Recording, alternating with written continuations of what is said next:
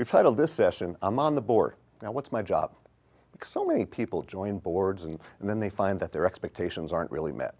You know, it takes different forms. It might be, well, what happens at meetings and how their time is used, or their personal influence and their talents aren't being utilized like they anticipated they might be, or the board's being too tactical and maybe not strategic, or others might find it's being too high level and not paying enough attention to the details and the oversight expectations. So how does a board address this? So let me offer you an evaluative checklist through which you can filter ideas and decide which one should stick on your wall. And it's 6 questions. And I found over time, if boards ask these 6 questions, it really gets to some great decisions.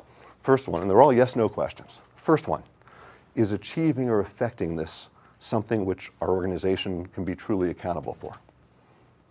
And again, that doesn't mean you're going to have full control over it, but can we have an effect demonstrably?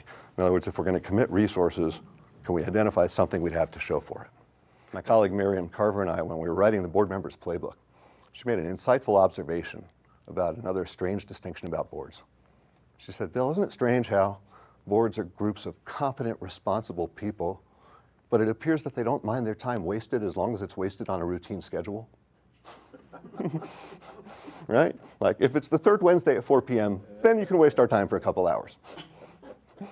So I hope these insights as to what the board job is and how only the board is uniquely qualified and positioned to fulfill that particular leadership role will help you put your board's time to better use and to lead your organizations more effectively.